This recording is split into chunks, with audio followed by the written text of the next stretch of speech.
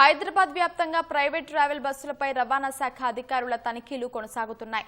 2 రోజుల్లో 100కు పైగా ట్రావెల్ బస్సులపై కేసులు నమోదు చేసి 2 లక్షలకు పైగా జరిమానా విధించినట్లు అధికారులు తెలిపారు. ప్రధాన ప్రాంతాలైన ఎల్బీ నగర్, దిల్సుఖ్ నగర్, ఆరాంఘర్, కూకట్పల్లి, అమీర్పేట్, విజయవాడ హైవే, బెంగళూరు హైవేలపై తనిఖీలు చేపట్టారు.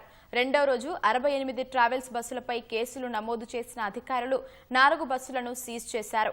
హైదరాబాద్ ఈస్ట్ జోన్ పరిధిలో 6, వెస్ట్ జోన్లో 9, నార్త్ జోన్ పరిధిలో 23, సౌత్ జోన్ పరిధిలో 9, రంగారెడ్డి జిల్లాలో 14, మల్కాజ్గిరి జిల్లాలో 7 కేసులు నమోదు చేసినట్లు అధికారులు పేర్కొన్నారు.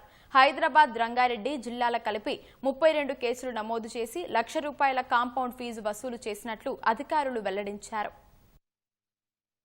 హైదరాబాద్, రంగారెడ్డి డిస్ట్రిక్ట్, మేడ్చల్ 3 జిల్లా అధికారులందరూ కలిసి, రవాణా అధికారులు కలిసి పొద్దున ఈరోజు మార్నింగ్ ఇన్కమింగ్ అంటే మేము అవుట్ గోయింగ్ బస్సులు సీజ్ చేయాలంటే ప్యాసింజర్స్ ఉంటారు, సో ఆపడం ఇబ్బంది అని ఇన్కమింగ్ బస్సెస్ ముఖ్యంగా ఈజీగా ఉంటుంది కదా, చెక్ చేయడం ఈజీ ఉంటుంది. ఈరోజు 3 జిల్లాలు కలిపి అందరు అధికారులు కలిపి 68 కేసులు రాశారు.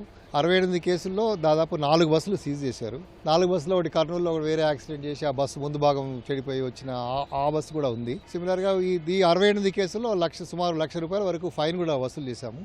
అసలు యాక్షన్ ప్లాన్ తయారు చేయాలి. బేసిక్గా అంటే సేఫ్టీ ఎన్ష్యూర్ చేయాలంటే ఊరికి ఇట్లా పట్టుకుని ఫైన్ వేస్తే కాకుండా సో సేఫ్టీ ఎన్ష్యూర్ చేయాలంటే ఎలా ఉండాలనేది ఇప్పుడు ఈ చంద్రశేఖర్ గారు మా former department retired officer, so ఈ కొత్త ఏఎంఏలు తర్వాత పాత ఇన్స్పెక్టర్లు కూడా కొంచెం రిఫ్రెషర్ ట్రైనింగ్ ఇచ్చి అసలు ఆపి ఎలా చెక్ చేయాలి, ఆగున్న బండి ఎలా చెక్ చేయాలి, మూవ్ అవుతున్న బండి ఎలా చెక్ చేయాలి అని ఒక అవగాహన కల్పించాము.